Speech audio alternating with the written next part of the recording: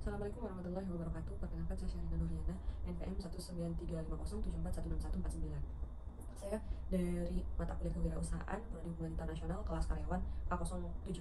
Di sini saya akan mempresentasikan mengenai perencanaan usaha dari mata kuliah kewirausahaan. Yang pertama yaitu pengertian. Pengertian perencanaan usaha adalah sebuah fungsi dari manajemen terkait dengan strategi, peraturan, kebijakan, prosedur, program untuk menjalankan suatu jenis usaha. Salah satu contoh komponen perencanaan usaha adalah visi misi dari sebuah usaha tersebut.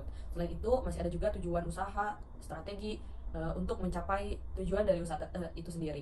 Perencanaan usaha menjadi salah satu poin penting untuk dilakukan agar sebuah usaha dapat dikembangkan dengan baik. Selanjutnya ada tujuan dari perencanaan usaha.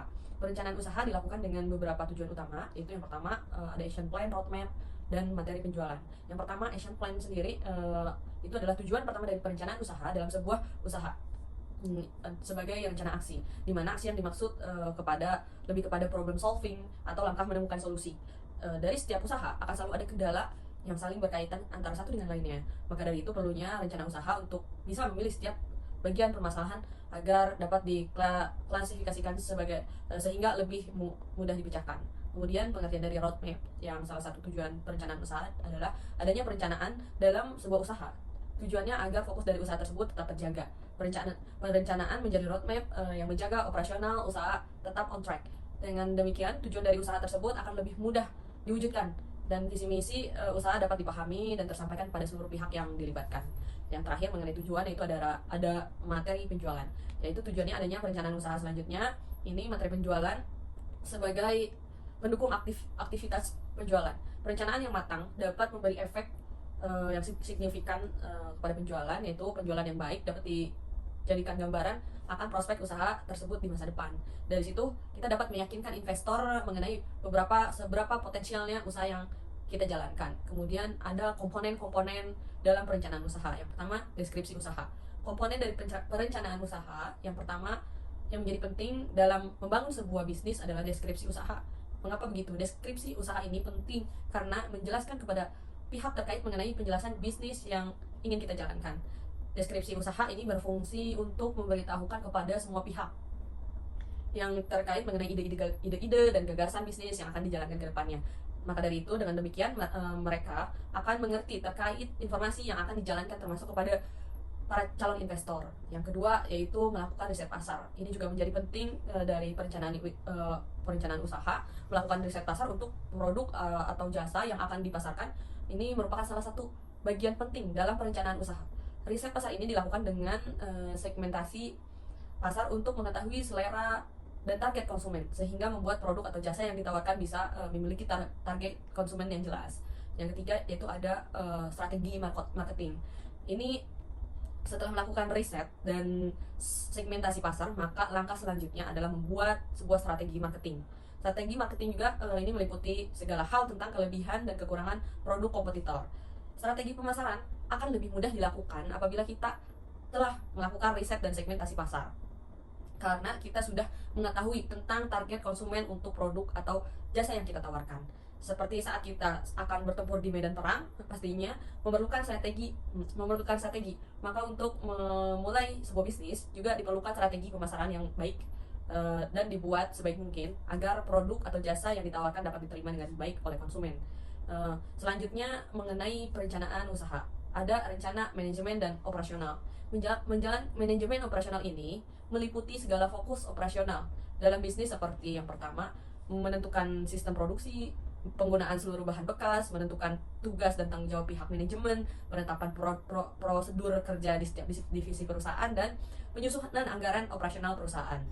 Perencanaan operasional dan manajemen ini memiliki tujuan untuk menjelaskan kinerja bisnis agar dapat terus berjalan. Setelah ini berjalan dengan baik, yang paling penting adalah memiliki sumber daya manusia yang berkualitas. Karena ini menjadi aset penting perusahaan agar lebih efektif dan efisien untuk memaksimalkan seluruh kegiatan bisnis yang nantinya akan berjalan. Kemudian implementasi proses produksi. Setelah menjalankan komponen-komponen rencana usaha yang telah dijelaskan tadi, maka hal yang tidak kalah penting ini adalah mengimplementasikannya pada kegiatan proses produksi. Perencanaan usaha tidak berarti apa-apa jika tidak ada tindakan. Nah, tindakan ini harus dilakukan melalui pelaksanaan proses produksi yang sesuai dengan rencana usaha yang sudah ditentukan sebelumnya. Sehingga nanti dari perencanaan tersebut bisa dilakukan evaluasi dan meminimalisir segala risiko yang mungkin terjadi. Nah, kemudian ada yang terakhir yaitu membuat estimasi biaya. Dalam menjalankan sebuah bisnis, selain memiliki mental yang kuat, juga harus memiliki modal dan perhitungan biaya yang tepat. Modal awal dalam memulai sebuah bisnis baru dianggap hal penting, karena hal ini terkait dengan sumber dana perusahaan dan cara mengelola dana tersebut agar menjadi lebih efisien. Yang pertama, untuk melakukan perhitungan biaya yang diperlukan, adanya laporan perencanaan keuangan, laporan arus kas, laporan neraca perencanaan, serta laporan pengembalian modal yang menjadi faktor untuk dilihat para calon investor. Yang kedua, perusahaan harus mempersiapkan modal untuk persediaan bahan baku, membeli alat produksi, biaya melakukan pemasaran, dan masih banyak lagi. Hal ini dilakukan agar modal dapat digunakan secara lebih efisien dan tidak terjadi kekurangan dana. Selanjutnya ada manfaat perencanaan usaha. Yang pertama, untuk mengawali sebuah bisnis, menyusun rencana bisnis sedetail mungkin. Semakin lengkap membuat rencana bisnis, maka akan semakin membuktikan bahwa bisnis yang serius dan terarah, sehingga semakin mudah menjelaskan roda bisnis. Dengan sebuah rencana bisnis yang baik, kesempatan dan peluang untuk mengembangkan dan menumbuhkan bisnis akan semakin besar. Kemudian mencari sumber dana. Manfaat dari perencanaan usaha ini adalah untuk mendatangkan investor tentunya yang akan memodali bisnis kita. Secara tidak langsung, rencana bisnis itu bisa menjadi proposal dan dokumen untuk mendapatkan sumber pendanaan. Sumber dana di sini maksudnya adalah yang didapat dari pihak lain seperti investor, perbankan, atau modal ventura. Selanjutnya, membuat bisnis lebih fokus dan terarah. Ini adalah salah satu manfaat dari perencanaan bisnis. Perencanaan usaha. Perencanaan usaha akan membuat kita lebih fokus dan terarah menjalankan bisnis. Begitu dengan tujuan kita merintis bisnis akan tercapai sesuai target yang telah ditetapkan. Bisnis kita dapat berkembang dengan baik ketika kita menyusun rencana bisnis dengan baik. Kita juga bisa membuat gambaran tentang jangka pendek, menengah, dan panjang dari bisnis kita sendiri. Ada lagi menaikkan level bisnis. Ini salah satu manfaat dari perencanaan usaha.